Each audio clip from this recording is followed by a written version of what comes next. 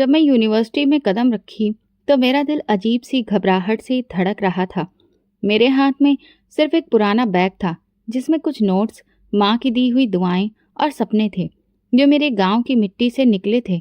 बड़े शहर की बड़ी यूनिवर्सिटी, मैंने कभी सपने में भी नहीं सोचा था कि मैं यहाँ तक पहुँचूंगी। सब कुछ नया था, बिल्डिंग, चेहरे, आवाज़ें। मैं खुद को कहीं भी फिट नहीं देख रही थी। यूनिवर्सिटी का पहला दिन था और मैं वक्त से पहले आ गई थी। कुछ लड़कियां सीढ़ियों पर खड़ी हंस रही थीं। मैं खामोशी से उनके पास से गुजरी।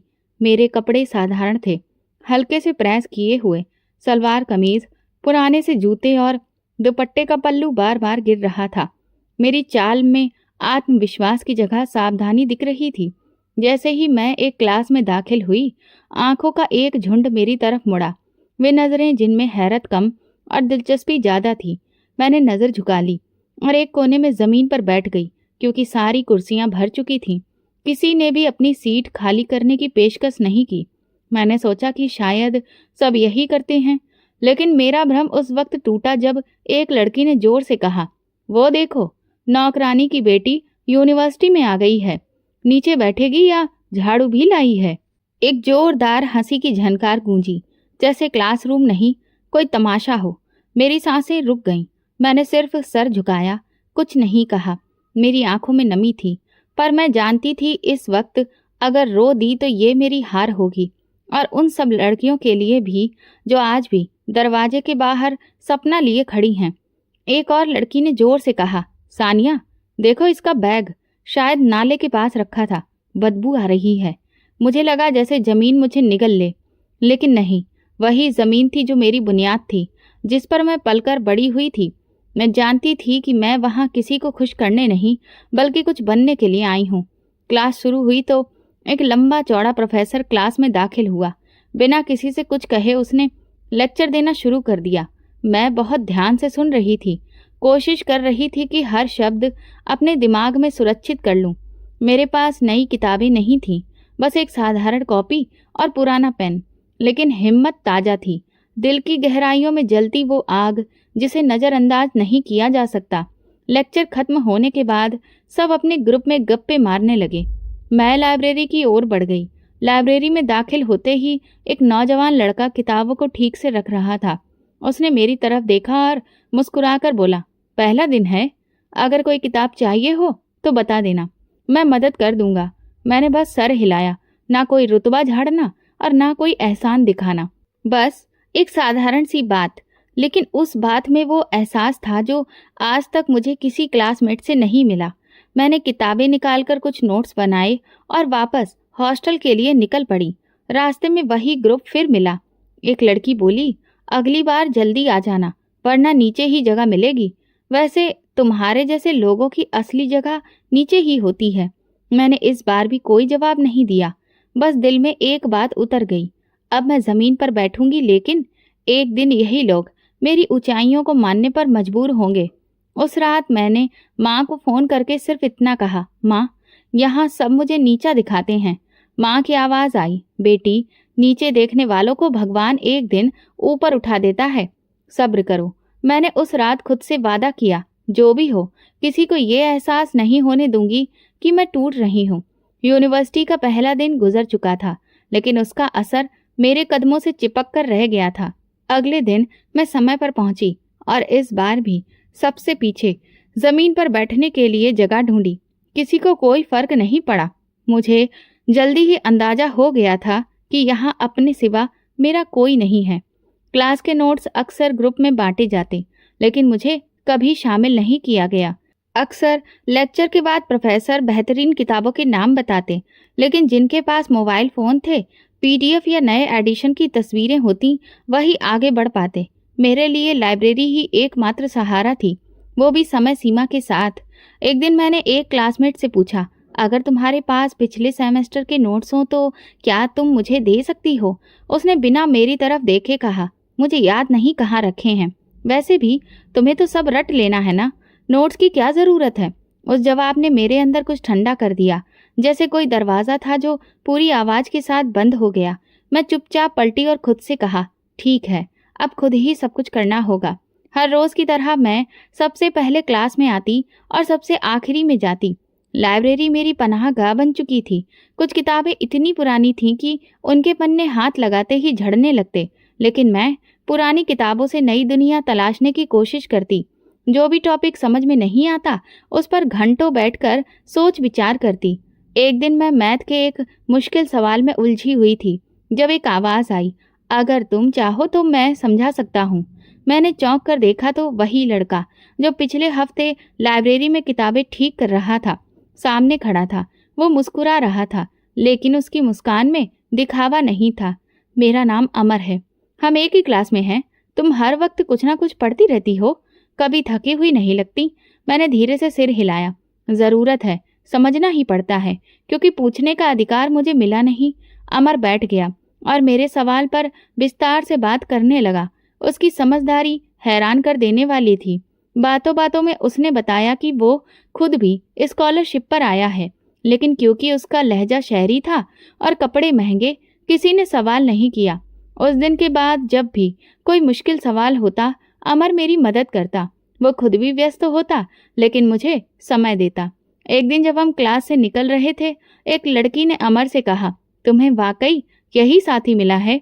अमर ने सुकून भरे लहजे में जवाब दिया, हाँ, क्योंकि ये पढ़ने आई है, दिखावा करने नहीं।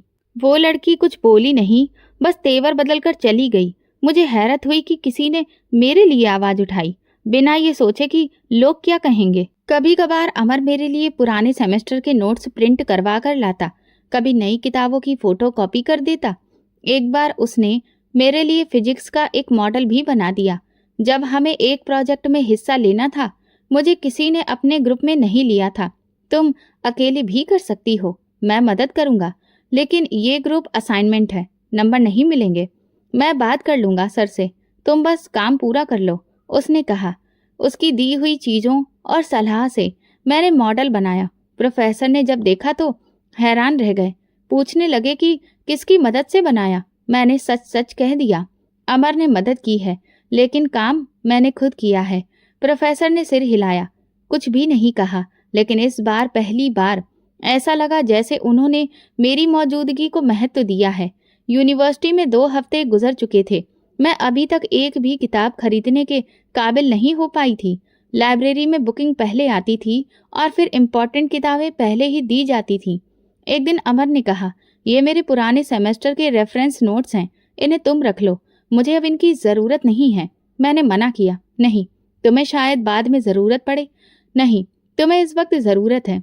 इस वक्त का देखा, बाकी चीज़ें बाद में देखी जाएंगी। वो किताबें मेरे लिए किसी खजाने के जैसी थी। मैंने इम्पॉर्टेंट जगहों पर निशान लगाए और कॉपी में खाका बनाकर तैयारी की। कुछ इम्पॉर्टेंट टॉपिक पर अमर के साथ डिस्कशन किया। ये जीने का एक नया अंदाज था, जिसे किसी ने सिखाया नहीं, जिसे सिर्फ मौका दिया गया था। कभी मैं उसकी मदद से सवाल हल करती तो वो मुस्कुराकर कहता, देखा, अब तो मुझे पढ़ा सकती हो। हमारी बातचीत हमेशा पढ़ाई के आसपास ही घूमती रहती। हमने कभी भी फिजूल बातें नहीं की। उसने कभी मुझसे कोई पर्सनल सवाल भी नहीं किया। उसका व्यवहार भरोसे से भरा हुआ था। वो मेरी इज्जत करता था, जैसे मैं कोई कमज़ोर लड़की नहीं बल्कि एक काबिल इंसान हूँ। पूरे 4 साल मैंने यूनिवर्सिटी का हर लेक्चर, हर प्रेजेंटेशन ज़मीन पर बैठकर सुना। शुरू में ये मजबूरी थी, फिर आदत बन गई और आखिर में मेरी पहचान। शुरू के महीनों में मुझे ये लगा था कि शायद ये वक्त के साथ है, और जैसे जैसे वक्त आगे बढ़ा, लोग बदल जाएंगे, लोगों का व्यवहार नरम हो जाएगा, लेकिन कुछ भी नहीं बदला। चौथे सेमेस्टर में जब रिसर्च वर्क शुरू हुआ तो ग्रुप बने। सबने अपने दोस्तों के साथ ग्रुप बना लिया। मेरा नाम किसी भी लिस्ट में नहीं था। अमर मेरे पास आया। मैंने सर से बात कर ली है, हम दोनों अलग अलग ग्रुप में होंगे। मैंने पूछा, सर ऐतराज़ नहीं करेंगे? वो कहने लगा, अगर करेंगे भी तो क्या, 2 लोग हैं, काम तो पूरा होगा ना, और हम पूरा करके दिखाएंगे। रिसर्च के लिए हमें कई अलग अलग जगहों की विजिट करनी पड़ी। ऐसी जगहों पर लोग मेरे कपड़ों को देखकर सवालिया नज़रों से देखते। अमर हमेशा बात को संभालता। एक दिन हमें एक ऑफिसर का इंटरव्यू लेना था। मैंने सवाल तैयार किए। जब हम पहुंचे तो उसने अमर से कहा, ये आपकी स्टाफ हैं? अमर ने संजीदगी से जवाब दिया, ये मेरी टीम लीड है और मैं इनका असिस्टेंट हूँ। इस जवाब पर वो शख्स चुप हो गया और पूरे इंटरव्यू में मेरी तरफ देखकर कायदे से वैल्यू देते हुए बात करता रहा। वापसी पर मैंने कहा, तुमने जरूरत से ज्यादा इज्जत दी। तो उसने मुस्कुराते हुए कहा, मैंने सिर्फ वही कहा जो तुम हो, बाकी लोग कम देखते हैं तुम्हें, तो पूरा देखना चाहिए ना। चौथे सेमेस्टर में एक परीक्षा में मेरे नंबर कम आए। मैंने प्रोफेसर से रिक्वेस्ट की कि मेरी कॉपी दोबारा चेक की जाए। उन्होंने कहा, वक्त गुजर गया है, अब कुछ भी नहीं हो सकता। अमर ने मेरी कॉपी देखी और कहा, ये तुम्हारी नहीं लगती, इसमें तो कई सारे जवाब गायब हैं। हम दोबारा प्रोफेसर के पास गए और इस बार अमर ने सबूत दिए, यहाँ तक कि पुराने असाइनमेंट से मेरा काम भी दिखाया गया। काफी देर बाद प्रोफेसर बोले, ठीक है, मैं दोबारा देख लेता हूँ। कुछ दिन बाद मेरे नंबर अपडेट हो चुके थे। किसी ने माफी नहीं मांगी, लेकिन मेरे काम को माना गया। ये अमर की लगातार कोशिश का नतीजा था। इन 4 सालों में यूनिवर्सिटी का माहौल कभी भी मेरे लिए आसान नहीं रहा। मौसम बदले, सब्जेक्ट बदले, लेकिन हालात वही रहे। मेरे लिए जमीन पर बैठना एक आदत बन गया था, और उनके लिए भी, जो समझते थे कि इज्जत सिर्फ कुर्सी पर बैठने से मिलती है। अमर कई बार कहता, तुम सिर्फ क्लास नहीं, पूरे सिस्टम को बदल रही हो। मैं हंस देती, मैं सिर्फ अपना रास्ता बना रही हूँ। अगर किसी को इससे हिम्मत मिलती है तो वो उसका नसीब है। ग्रेजुएशन के आखिरी दिन सब तस्वीरें खिंचवा रहे थे। मैंने अमर से कहा, क्या हमारे पास भी कोई यादगार तस्वीर नहीं होनी चाहिए? उसने कहा, होनी चाहिए, लेकिन जमीन पर। वही तुम्हारी असली पहचान है। हम दोनों ने एक तस्वीर ली। मैं जमीन पर बैठी थी और वो मेरे पास खड़ा था। वो तस्वीर बाद में मेरी जिंदगी की सबसे कीमती तस्वीर बनी। 4 साल बाद जब मैंने यूनिवर्सिटी के गेट से बाहर कदम रखा तो दिल में फक्र था, कोई शिकायत नहीं थी। मुझे पता था कि मैं जमीन की बेटी हूँ और इसी जमीन से मैंने अपनी पहचान बनाई है। यूनिवर्सिटी खत्म हुई तो ऐसा लगा जैसे कोई सफर पूरा हो गया हो, लेकिन जल्दी ही समझ आया, असली कहानी तो अब शुरू होनी है, जब सब अपने अपने करियर के रास्तों पर चल पड़े। कोई नौकरी की तरफ, कोई शादी की सलाह पर।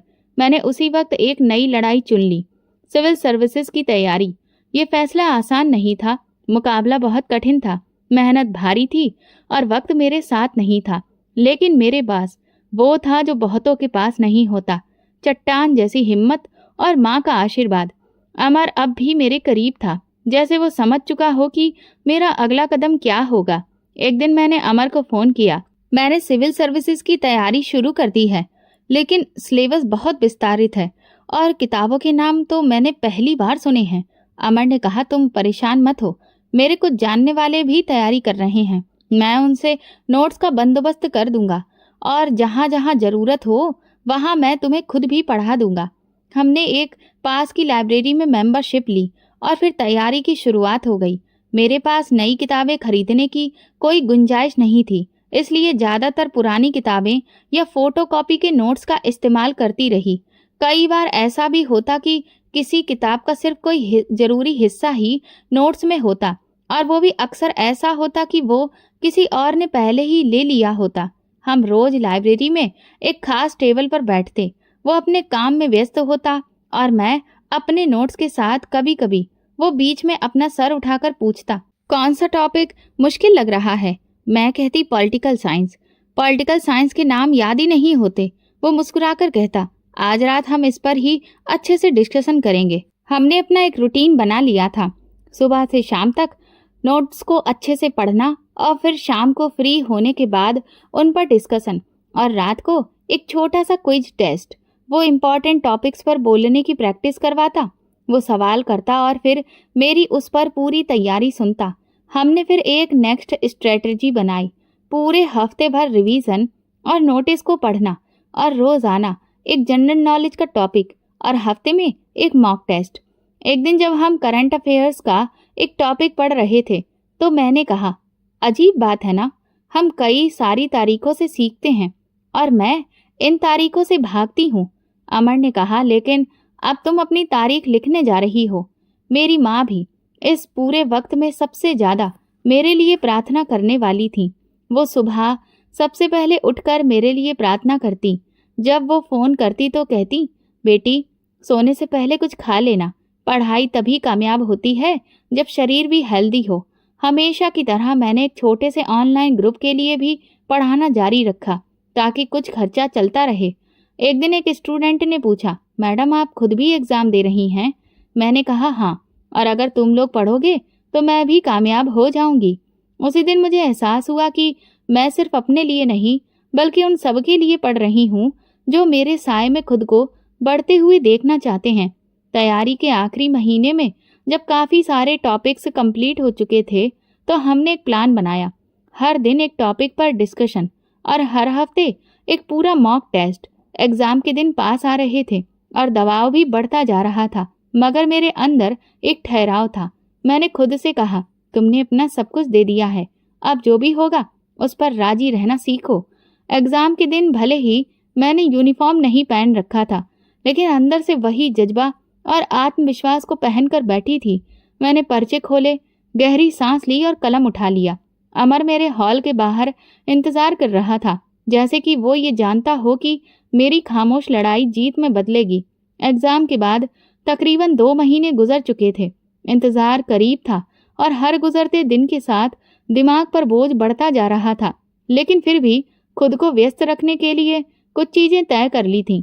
सुबह को एक्सरसाइज करना, दोपहर को पढ़ाना, शाम को लाइब्रेरी का वक्त और रात को माँ के साथ कुछ साधारण बातचीत।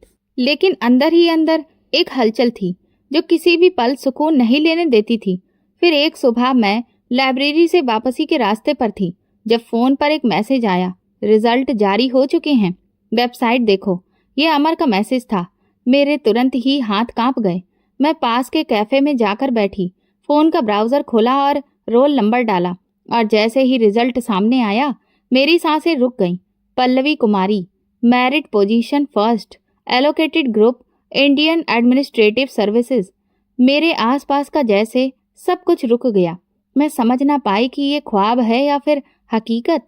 मेरी आंखों में उस वक्त नमी थी, लेकिन वो खुशी की थी। ये खुशी उन प्रार्थनाओं का जवाब थी जो मेरी माँ बरसों से भगवान से मांगती आई थी। मैंने तुरंत ही माँ को फोन किया, माँ पहला नंबर आया है, मैं कामयाब हो गई।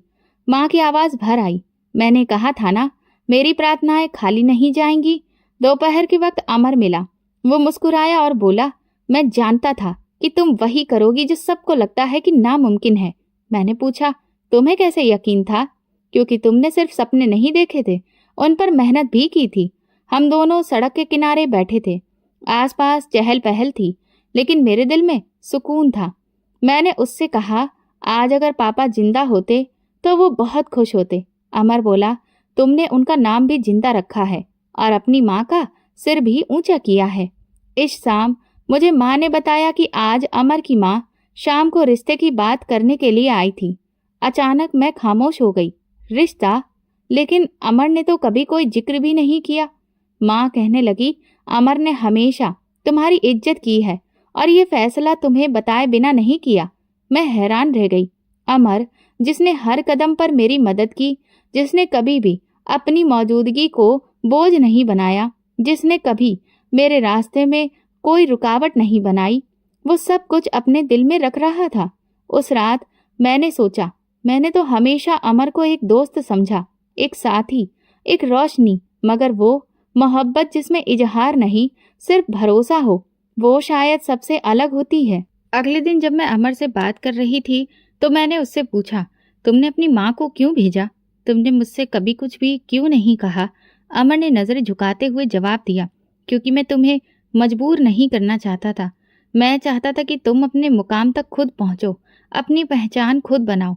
अगर तुम कभी मेरे साथ जिंदगी का सफ़र शुरू करना चाहो तो वो तुम्हारा फैसला हो, किसी दबाव का नहीं। मैं कुछ लम्हों के लिए चुप रही, फिर कहा, मैंने तुम्हें हमेशा अपने करीब पाया है। तुम्हारी बातों और तुम्हारी आंखों में कभी कोई खुदगर्जी नहीं देखी। शायद बस यही काफ़ी है। अमर ने फक्र से कहा, अगर तुम हाँ कह दो तो ये मेरी जिंदगी का सबसे कीमती फैसला साबित होगा। मैंने मुस्कुराकर सिर हिला दिया। वो लम्हा भी खामोश था, लेकिन दिलों में शोर था। इस हफ्ते मुझे सरकारी तौर पर सूचना मिली कि मुझे दिल्ली में असिस्टेंट कमिश्नर के पद पर पोस्टिंग दी जा रही है। जो लड़की हमेशा ज़मीन पर बैठा करती थी अब सरकारी कुर्सी पर बैठने जा रही थी। जब मैंने पहली बार ऑफिस में दाखिल होकर अपनी सीट देखी तो वो कुर्सी सिर्फ एक फर्नीचर का टुकड़ा नहीं थी, वो मेरी पहचान थी, मेरा रुतबा, उन बरसों की मेहनत का सिला और मेरी माँ की प्रार्थनाओं का नतीजा। पहली मीटिंग के बाद मैंने अपने ऑफिस की खिड़की से बाहर देखते हुए खुद से कहा, ये मुकाम मेरा नहीं होता अगर मैं रास्ते में हार मान लेती। शाम को अमर ने कहा, तुमने ये सफ़र खुद तय किया है और आज तुम्हारा वक्त है चमकने का। मैंने जवाब दिया, और तुम वो इंसान हो जो हमेशा मेरे पीछे रोशनी लेकर खड़ा रहा। शायद अब वक्त है कि हम ये रोशनी साथ लेकर चलें। ये किसी भी रोमांटिक फिल्म की तरह नहीं था, बल्कि सच्चाई थी। वो इंसान जो बरसों से मेरे दर्द, मेरी खामोशी और मेहनत का हमसफर रहा, अब जिंदगी के सफर पर साथ चलने के लिए तैयार था। मेरी माँ ने कहा, बेटी, जो इज्जत तुमने कमाई है वो किस्मत वालों को मिलती है। मैंने माँ का हाथ पकड़कर कहा, ये सब आपकी मेहनत, आशीर्वाद और अमर की खामोशी में छिपी मोहब्बत का इनाम है। बेशक मैं अब वो लड़की नहीं थी जो जमीन पर बैठकर सबकी नजरें सहती थी। अब मैं वो औरत थी जो अपनी हिम्मत, अपनी समझ और अपने सच्चे साथी के साथ जिंदगी को एक नए नजरिए से देख रही थी। और ये एक नई शुरुआत थी। जब माँ ने अमर के साथ मेरे रिश्ते पर खुशी से बात की तो मुझे कोई हैरानी नहीं हुई। उनकी आवाज़ में जो सुकून था वो बरसों की फिक्र और चिंताओं का अंत था। माँ ने कहा, बेटी, वो लड़का सिर्फ तुम्हें पसंद नहीं करता, वो तुम्हारी इज्जत करता है। ये बहुत बड़ी बात है।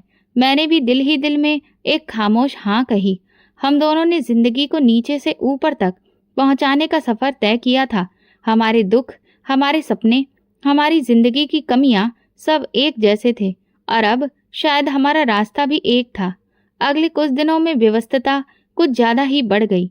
मोटिवेशनल सेशंस, ऑफिस के ज़रूरी कामकाज और साथ में शादी की बातचीत। मगर इन सब के बीच एक खास खबर ने मुझे चौंका दिया। मेरी यूनिवर्सिटी में टॉपर स्टूडेंट्स के लिए एक विशेष प्रोग्राम आयोजित किया जा रहा था और मुझे वहाँ पर चीफ गेस्ट के तौर पर इनवाइट किया गया था। जब इनविटेशन कार्ड मेरे हाथ में आया तो कुछ लम्हों तक मैंने सिर्फ उस कागज को देखा। वही यूनिवर्सिटी, वही बिल्डिंग, वही लोग जिनके सामने मैं अक्सर जमीन पर बैठती थी और जिन्होंने मेरी मौजूदगी को गैर जरूरी समझा था, आज मुझे स्टेज पर बुलाने वाले थे। ये एक साधारण सा संदेश था, लेकिन उसके अंदर एक पूरी तारीख कैद थी। मैंने अमर से इस बारे में जिक्र किया तो उसने कहा, ये सिर्फ एक प्रोग्राम नहीं, तुम्हारे सफ़र की पहचान है। जाओ, लेकिन वैसे ही जाओ जैसे हमेशा जाती रही हो। तुम्हारी असली ताकत है तुम्हारी सादगी। प्रोग्राम से एक दिन पहले मैंने अपनी एक साधारण सी ड्रेस निकाली, दुपट्टा प्रेस किया और वही पुराने जूते पहने जो यूनिवर्सिटी के टाइम पर खरीदे थे। मुझे वहां पर किसी को भी खुश नहीं करना था, मुझे सिर्फ अपना सच साथ लेकर जाना था। प्रोग्राम के दिन सुबह से ही बहुत सारे पैगाम आ रहे थे। यूनिवर्सिटी के स्टाफ के लोग बार बार टाइम को लेकर और मेहमानों के आने से संबंधित प्रोटोकॉल की जांच पड़ताल कर रहे थे। मैंने हमेशा की तरह सादगी को ही महत्व दिया। अपना वही सफ़ेद दुपट्टा, गोल्डन रंग का सूट और वही जूते पहनकर तैयार हुई। ये कपड़े अब मेरे ही किरदार की पहचान बन चुके थे और मैंने आज तक कभी खुद को किसी और के हिसाब से ढालने की कोशिश नहीं की थी। यूनिवर्सिटी के गेट पर पहुंचते ही मैंने वही पुराना सिक्योरिटी गार्ड देखा जिसके सामने मैं अक्सर यूनिवर्सिटी कार्ड दिखाने के लिए खड़ी रहती थी। आज पहचान के लिए मुझे कुछ कहना ही नहीं पड़ा। स्टाफ का एक आदमी मुझे देखते ही तुरंत उठा, मैडम वेलकम, आपको अंदर ले जाने का इंतजाम किया गया है। मैंने उसे थैंक यू कहा और अंदर कदम रखा। वैसा ही लॉन, वैसी ही दीवारें, वही रास्ता, जैसे वक्त एक लम्हे के लिए पीछे चल पड़ा था।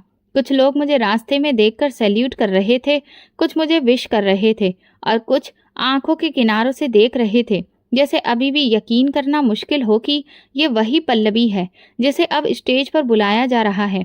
ऑडिटोरियम में दाखिल होते ही मेरी नज़र सबसे पहली कतार में बैठे कुछ जाने पहचाने चेहरों पर पड़ी। उनमें कुछ प्रोफेसर्स थे जिनकी क्लासेस में मैं हमेशा आखिरी सीट या फिर फर्श पर बैठती थी। कुछ ने मुझे देखा और कुछ ने मुझे नज़रअंदाज किया, लेकिन मेरे कदम मजबूत थे।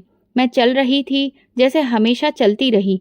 प्रोग्राम अभी शुरू नहीं हुआ था, मैं अपनी सीट की तरफ बढ़ ही रही थी कि अचानक एक जानी पहचानी आवाज कानों से टकराई। अच्छा, तुम वही हो जो हमेशा जमीन पर बैठी रहती थी? यहाँ भी कुर्सियां कम हैं, नीचे बैठ जाओ। ये कमेंट एक पुराने प्रोफेसर की तरफ से आया था, जिन्हें मैंने हमेशा खामोश तमाशाई के तौर पर ही जाना था। हॉल में एक पल के लिए खामोशी छा गई। वो हंसी जो एक कमेंट के साथ आती है कहीं गुम हो चुकी थी। सबकी नजरें मुझ पर थीं। वो लम्हा नाजुक जरूर था, लेकिन मैंने अपनी आवाज में कोई तेजी नहीं आने दी। मैंने मुस्कुराकर नरमी से कहा, सर, मैं आज भी जमीन पर बैठ सकती हूँ, क्योंकि मेरी बुनियाद ऐसी जमीन से है। लेकिन आप बताइए, क्या आप मेरी इजाजत के बगैर आज इस कुर्सी पर बैठ सकते हैं? जब मैंने माइक पर यह बात कही, मैं आज भी जमीन पर बैठ सकती हूँ क्योंकि मेरी बुनियाद इस जमीन से है, लेकिन आप मेरी इजाजत के बिना इस कुर्सी पर नहीं बैठ सकते। तो हॉल में खामोशी पसर गई थी। एक ऐसी खामोशी जिसमें सिर्फ सोचने की आवाज थी। किसी की हंसी नहीं थी, किसी ने मजाक नहीं बनाया, और सबकी नजरें बस मेरी तरफ जमी रही। प्रोफेसर का चेहरा पहले हैरत में था, पर जैसे अंदर ही अंदर कुछ ढूंढ रहे हो, कुछ पुराना जो याद आ रहा हो। उनकी आंखें बिल्कुल झपकना भूल चुकी थीं। शायद उन्हें अपनी बात के वजन का अंदाजा ही नहीं था, और शायद उन्हें ये ख्वाबों ख्यालों में भी एहसास नहीं था कि जवाब इतना सीधा और मजबूत होगा। मैं उस लम्हे में नहीं रुकी, उस तेजी के साथ आगे बढ़ी और अपनी सीट संभाली। बाकी मेहमानों के बीच बैठकर मेरे लिए ये सिर्फ एक कुर्सी नहीं थी, ये मेरे सफर की मोहर थी। प्रोग्राम का माहौल पूरी तरह से बदल चुका था। मेजबान ने अपने अंदाज में मेरी कामयाबी की सराहना की, पर असली बात तो पहले ही हो चुकी थी। जब मुझे स्टेज पर बोलने के लिए बुलाया गया, तो मैंने वो बातें कही जो बरसों से मेरे दिल में दबी हुई थी, लेकिन कभी किसी से कही नहीं थी। एजुकेशन सिर्फ एक डिग्री का नाम नहीं है, ये वो सच है जो हमें दूसरों को इंसान समझना सिखाती है। अगर क्लास में किसी स्टूडेंट के कपड़े उसके अधिकार को कम कर दें, तो फिर वो शिक्षा का मंदिर नहीं, बल्कि सिर्फ एक बिल्डिंग बनकर रह जाता है। मैंने हॉल में मौजूद हर एक चेहरे की तरफ देखा, हर एक आंख को। मैं वही लड़की हूँ जो जमीन पर बैठी रही, लेकिन इस जमीन से जुड़ने का मतलब था कि मैं अपनी जड़ें गहरी कर रही हूँ, और जब जड़ें गहरी हो जाती हैं तो पेड़ बहुत ऊंचाई तक पहुँचते हैं। जैसे ही मेरी बात पूरी हुई, तालियां बजने लगीं, लेकिन उन तालियों में जोश कम और सोच ज्यादा थी। कई चेहरे ऐसे भी थे जो आज पहली बार किसी सच को सुन रहे थे, और कई ऐसे भी जिन्होंने ये सच पहले से देखा था लेकिन माना नहीं था। जब मैं स्टेज से नीचे उतरी तो कुछ लोग मेरे पास आए। उनमें से एक ने कहा, पल्लवी जी, आपने जो कहा वो बिल्कुल सच है। उस वक्त हमने आपको देखा था, लेकिन हमने वो नहीं देखा जो आज नजर आ रहा है। मैंने नरम लहजे में कहा, सर, वक्त सब कुछ बदल देता है, नजरें भी। एक और टीचर ने कहा, जो उस वक्त मुझे जमीन पर बैठे देखकर खामोशी से गुजर जाया करते थे। आपकी हर बात ने हमें आईना दिखा दिया है। शायद अब वक्त है कि हम भी अपने व्यवहार को परखें और उसे बदलें। प्रोग्राम के बाद यूनिवर्सिटी के नए मैनेजमेंट ने मुझे ऑफर दिया। हम चाहते हैं कि आप हमारे नए मेंबरशिप प्रोग्राम का हिस्सा बने। आप जैसी शख्सियत हमारे लिए गर्व की बात है। मैंने जवाब दिया, ठीक है, मैं ज़रूर बनूंगी, लेकिन तब जब ये नियम बनाया जाए कि अगली कोई भी पल्लवी जमीन पर ना बैठे, बल्कि उसकी काबिलियत उसे खुद जगह दिलाए। जब मेरी बात पूरी हुई तो वाइस चांसलर ने स्टेज पर कदम रखा। मुझे एहसास हुआ कि अब कुछ खास होने वाला है। वो आमतौर पर बस फॉर्मल अंदाज में ही बोलते थे, लेकिन इस बार उनके लहजे में एक अलग ही संजीदगी थी। उन्होंने माइक पकड़ा, वहां बैठे लोगों पर एक नज़र डाली और फिर बोले, हमें गर्व है कि आज हमारी यूनिवर्सिटी की चीफ गेस्ट वो शख्सियत हैं जो सिर्फ अपनी काबिलियत, हिम्मत और किरदार से आज इस मुकाम तक पहुंची हैं जहां बहुत कम लोग पहुंच पाते हैं। हम उनका स्वागत करते हैं, असिस्टेंट कमिश्नर पल्लवी कुमारी का। पूरा हॉल पहले शांत रहा, फिर जैसे किसी ने बारिश की तरह तालियां बरसाईं। हर तरफ गूंज फैल गई। पहले जिन चेहरों पर हैरत, खामोशी और तंज छिपा होता था, अब उनमें भरोसा झलक रहा था। मैं पूरे विश्वास के साथ उठी, धीरे धीरे स्टेज की तरफ बढ़ी। मेरे कदम किसी तंज या फक्र के लिए नहीं, बल्कि उन हजारों कदमों की पहचान बन चुके थे जो पढ़ाई के मैदान में झुककर और झिझक कर चलते हैं। माइक के सामने खड़ी हुई तो कई नजरें मुझे देख रही थीं। मैंने एक गहरी सांस ली और वो कहा जो बरसों से दिल में था। मैं इस बिल्डिंग में सिर्फ एक पढ़ने वाली बनकर नहीं आई थी। मैं एक सपना, एक सवाल और एक चैलेंज बनकर आई थी। मुझे यहाँ एडमिशन तो मिला, लेकिन जगह नहीं। मुझे एडमिशन दे दिया गया, लेकिन शामिल नहीं किया गया। मैंने सामने बैठे प्रोफेसर, मैनेजमेंट और स्टाफ को देखा। पढ़ाई का मतलब सिर्फ किताबें नहीं होती। पढ़ाई का मतलब है सोच। और अगर सोच ये है कि किसी स्टूडेंट का हुलिया, उसका लहजा या उसके कपड़े उसकी काबिलियत से भी बड़े बन जाएं, तो फिर हम शिक्षा का संस्थान नहीं बल्कि दीवारें खड़ी कर रहे हैं। कुछ चेहरों पर झिझक जाहिर थी, जैसे कोई सच सामने आकर रास्ता रोक रहा हो। इस हॉल में बैठे कई स्टूडेंट्स आज भी वही सब कुछ सह रहे होंगे जो मैंने सहा। उन्हें शायद कुर्सी ना मिली हो, मौका ना मिला हो या हिम्मत तोड़ने वाली बातें रोज सुनाई देती हों, लेकिन मैं कहना चाहती हूँ, तुम्हारे सपने किसी जुबान, कपड़े या नाम से कम नहीं होते। मैंने हाथ से इशारा किया। इस कुर्सी पर बैठना मेरी मंजिल नहीं थी, ये मेरे हक का एक हिस्सा है। मेरा असली मुकाम वो है जहां मैं किसी और के लिए जरिया बन सकूं। कुछ स्टूडेंट्स की आंखों में चमक सी आ गई, जैसे कुछ देर पहले उनके दिल के किसी सवाल को किसी ने आवाज दे दी हो। मैं जब पहली बार जमीन पर बैठकर क्लास सुनी थी तो सोचा था कि एक दिन जमीन से उठकर खड़ा होना है, मगर अब जब इस मुकाम पर हूं तो जानती हूं कि मेरी असली ताकत वही जमीन है, वही सब्र, वही हिम्मत, वही खुददारी। स्टेज पर खामोशी थी, लेकिन वो खामोशी बेमानी नहीं थी, वो लोगों के दिलों में उतरती जा रही थी। मुझे अफसोस है कई बार इस तरह के व्यवहार पर किसी भी प्रोफेसर ने आवाज नहीं उठाई। खामोशी अक्सर जालिम लोगों की मददगार बन जाती है। शिक्षा का संस्थान वो होना चाहिए जहां स्टूडेंट को ना सिर्फ नॉलेज दी जाए बल्कि उसे बराबरी का दर्जा भी दिया जाए। सामने बैठे वाइस चांसलर हल्के से सिर हिला रहे थे, जैसे हामी भर रहे हो कि सच्चाई कड़वी जरूर होती है, लेकिन जरूरी भी। इंसान के स्टेटस का फर्क सिर्फ दिलों का नहीं होता, बल्कि सच का भी फर्क होता है। जब हम बच्चों को ये सिखाते हैं कि वे खुद से नीचे लोगों से अलग हैं, तो वे बड़े होकर ताकत को हथियार बनाते हैं, इंसाफ को नहीं। मैं माइक से कुछ कदम पीछे हटकर बोली, आज मैं यहाँ हूँ, लेकिन मेरा असली मकसद यहाँ खड़े होकर सिर्फ भाषण देना नहीं है। मेरा असली मकसद ये है कि कोई और पल्लवी किसी भी संस्थान में इस तरह से शर्मिंदा ना हो, वो कभी भी किसी के तंज का निशाना ना बने, किसी का भी अधिकार जमीन पर ना रखा जाए। मेरी बात खत्म होने के बाद स्टेज पर एक बार फिर से सन्नाटा छा गया, मगर उसके पीछे की आवाज अभी भी हॉल के हर एक कोने में दर्ज हो रही थी, जैसे शब्द दीवारों पर छप चुके हों। मैं अपनी सीट पर वापस आकर बैठी तो महसूस किया कि कई नजरें अब झुकी हुई थीं। वो चेहरे जो पहले बहुत ही आत्मविश्वास से भरे हुए थे, अब अंदर से खामोश और सच में खोए हुए नजर आ रहे थे।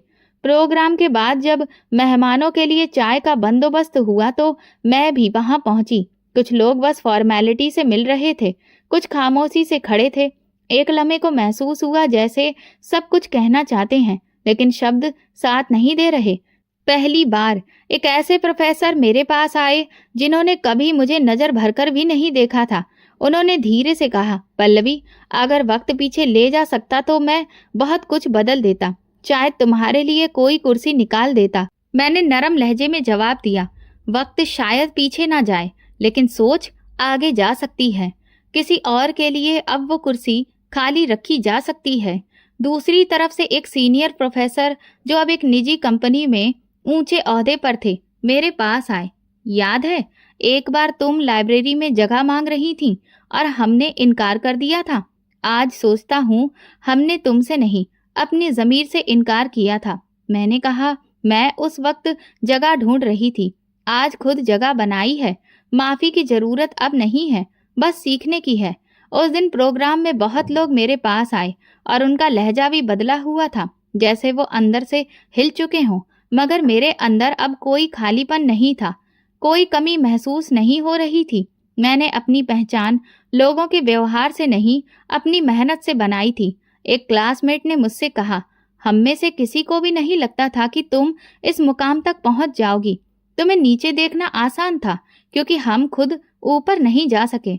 मैंने उसकी बात पूरी होने दी, फिर कहा, मैंने कभी ऊपर जाने का सपना नहीं देखा, मैंने सिर्फ गिरने से इनकार किया था। इसी दौरान यूनिवर्सिटी की एक नई स्टूडेंट मेरे पास आई। उसकी आंखों में कुछ सवाल छुपे हुए थे। मैडम, आपसे मिलकर लगा जैसे हम जैसे लोगों के लिए भी कोई रास्ता है। मैंने उसके कंधे पर हाथ रखा और कहा, रास्ता हमेशा होता है, बस अक्सर लोग उस पर चिराग नहीं जलाते। अगर तुम जलाओगी तो तुम्हारे पीछे चलने वाले कम नहीं होंगे। वो लम्हे कीमती थे, लेकिन उनमें जज्बातों का शोर नहीं था, हर बात में वजन था। कई लोग जिन्होंने कभी मेरा मजाक बनाया था अब नजर नहीं मिला पा रहे थे। एक प्रोफेसर जिसने कभी मेरी परफॉर्मेंस को भी महत्व नहीं दिया था, वो आकर बोले, तुमने आज जो कहा उससे ज्यादा मजबूत सबक हमने शायद खुद भी कभी नहीं सीखा था। मैंने मुस्कुराकर जवाब दिया, काश ये सबक मेरे बोलने से पहले आप खुद से सीख लेते। इन बातों में कोई बदले की इच्छा नहीं थी, बल्कि बस ये जानती थी कि अब मैं खुद को मनवा चुकी हूँ और ये पहचान किसी भी माफी की मोहताज नहीं थी। उसी वक्त जिन्होंने मेरी खामोशी को मेरी कमजोरी समझा था, आज मेरी आवाज की गहराई सुन रहे थे। एक पुरानी याद अचानक मेरे मन में लौट आई। वो क्लास का दिन, पहले तंज और वो फर्श जिस पर मैंने अपनी पढ़ाई की बुनियाद रखी थी। अगर उस दिन मैं जवाब देती तो शायद ये सफर वो न होता जो आज बन गया। मैं हर जख्म को सिखाने में बदल चुकी थी, हर खामोशी को खुद पर यकीन में। अमर ने बाद में फोन पर पूछा, कैसा लगा सबके सामने वो बात कह देना जो बरसों से दिल में थी। मैंने कहा, ऐसा लगा जैसे अंदर का बोझ किसी को बिना सुनाए हल्का हो गया हो और सबको ये याद दिलाना जरूरी था कि पढ़ाई सिर्फ उनका हक नहीं है जिनके पास सब कुछ है। अमर कहने लगा, और तुमने सिर्फ बात नहीं की, तुमने मिसाल भी दी। प्रोग्राम खत्म होने के बाद मैं यूनिवर्सिटी के लॉन में कुछ देर चहलकदमी कर रही थी। वही एक लड़की बेंच पर बैठी मुझे देख रही थी। मैं उसके पास गई तो उसने कहा, मैडम, मैं एक पिछड़े इलाके से आई हूँ। यहाँ अक्सर लोग मेरे बात करने के तरीके पर हंसते हैं, लेकिन आज आपको सुनकर हिम्मत मिली है। मैंने कहा, अपने लहजे से कभी भी शर्मिंदा मत होना। असली पहचान वो है जो तुम्हारे अंदर है, बाहर के शब्द सिर्फ दिखावे होते हैं। वो धीरे से मुस्कुराई, जैसे कोई जख्म थोड़ा सा भर गया हो। उसी दिन के बाद मुझे कई इवेंट्स के इनविटेशंस और मैसेजेस आए जिनमें तारीफ से ज्यादा माफी मांगी जा रही थी, लेकिन मैं जानती थी मेरी कहानी अब किसी और की हिम्मत बन चुकी थी। मैं वापस जाते हुए गाड़ी में बैठी तो अपना चेहरा खिड़की की तरफ मोड़ लिया। बाहर मौसम बदल रहा था, शायद अंदर भी।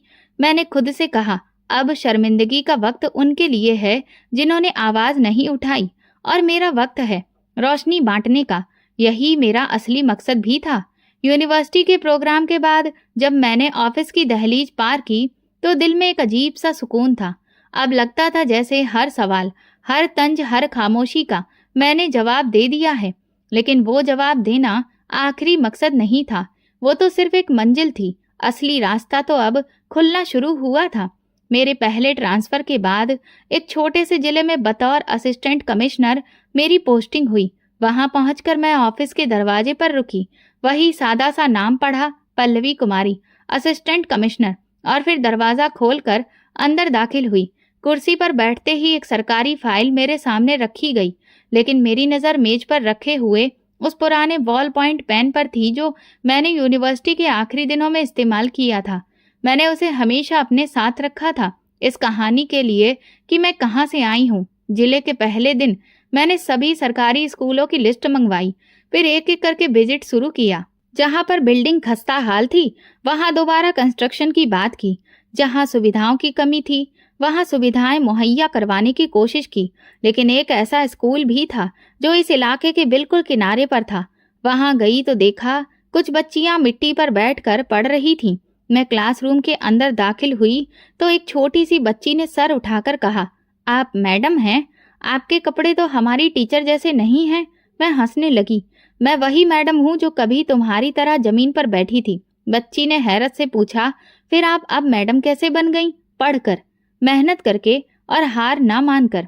उसके बाद मैंने उस स्कूल के लिए पंखे, दरी और नई कुर्सियों की मंजूरी दी। लेकिन असली बदलाव तो मैंने एक प्रोग्राम से शुरू किया, हम सब बराबर हैं। इसके तहत मैंने जिले के सभी स्कूलों में लेक्चर देने का फैसला किया, ताकि बच्चों को सिखाया जा सके कि सपनों का रिश्ता जमीन से नहीं, हिम्मत से होता है। इसी दौरान मुझे एक यूनिवर्सिटी से इनविटेशन आया, नौजवानों की नई रोल मॉडल के रूप में बातचीत के लिए। मैं वहां पहुंची। फिर एक स्टूडेंट ने सवाल किया, जो लोग आपको नजरअंदाज करते थे तो उस वक्त खुद को कैसे संभाला? मैंने जवाब दिया, मैं खुद को नहीं, अपनी माँ के आशीर्वाद को संभालती थी। वही दुआ मुझे कभी टूटने नहीं देती थी। उस प्रोग्राम के बाद बहुत से स्टूडेंट्स ने मुझसे बात की, कुछ ने मदद मांगी और कई ने बताया कि वो पहली बार किसी सरकारी अफसर को इतना करीब महसूस कर रहे हैं। मैंने उन सबसे एक ही बात कही, मेरी कामयाबी सिर्फ मेरी नहीं, उन सब की है जो मेरे जैसे थे या मेरे बाद आएंगे।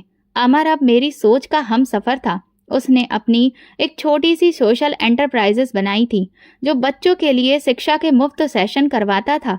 हम दोनों ने मिलकर कई एजुकेशन कैंपस की शुरुआत की। मैं नीति निर्माण के तहत पर काम करती और वो फील्ड में। एक शाम जब मैं ऑफिस से वापस आ रही थी तो रास्ते में गांव के चौराहे पर कुछ नौजवानों को बैठे देखा। उनमें से एक ने मुझे देखकर कहा, मैडम आप टीवी पर भी आई थी ना?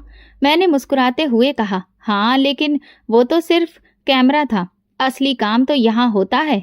दूसरा बोला, हमने सुना था कि बड़े लोग करीब नहीं आते, लेकिन आप तो रोज यहाँ आती हैं।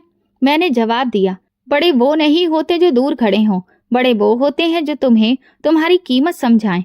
उन नौजवानों में से एक जो कभी स्कूल के बाहर काम करता था, अब हमारे स्कॉलरशिप प्रोग्राम का हिस्सा था। उसने बाद में एक ईमेल में लिखा, मैडम आपकी वजह से मैं किताबों को बोझ नहीं, ताकत समझना शुरू कर दिया है। ये वही पल थे जिनके लिए मैंने बरसों जमीन पर बैठकर क्लासेस की थी, दिन रात जाकर पढ़ाई की थी और हर तंज, हर चुप्पी को सहा था। मेरी माँ अभी भी भगवान से रोज मेरे लिए प्रार्थना करती थी। वो अक्सर कहती, बेटी अब तुम दूसरों के लिए दुआ बन चुकी हो। और मैं सोचती हूँ शायद इसी का नाम रोशनी है, जो खुद जले ताकि दूसरों का रास्ता रोशन कर सके। आखिरी दिनों में जब एक एजुकेशन कॉन्फ्रेंस में मुझे best role model for education का खिताब दिया गया तो मैंने माइक पर सिर्फ एक बात कही, मैं वो रोशनी नहीं बनना चाहती, मैं वो आग बनना चाहती हूँ जो कभी बुझाई न जाए। जब प्रोग्राम खत्म हुआ तो एक छोटा सा बच्चा पास आकर बोला, मैडम क्या मैं भी एक दिन आपकी तरह बन सकता हूँ? मैंने उसका हाथ पकड़कर कहा, तुम मुझसे भी आगे जा सकते हो अगर तुम खुद को कभी कम ना समझो। वो पल मेरे लिए एक सफर की शुरुआत थी। मैं जान चुकी थी कि मेरा असली मुकाम सिर्फ वो कुर्सी या पद नहीं है। मेरा असली मुकाम उन दिलों में है जहां उम्मीदें जगह बना रही हैं। मेरी जिंदगी का एक पन्ना पूरा हो चुका था, लेकिन कहानी अभी बाकी थी और जब तक ये आग जलती रहेगी, रास्ते रोशन होते रहेंगे। मैं आसमान की तरफ देखने लगी। हल्की सी हवा चल रही थी। मैं मुस्कुराई, साधारण तरीके से लेकिन पूरे विश्वास के साथ, क्योंकि ये अंत नहीं था बल्कि एक नई शुरुआत थी।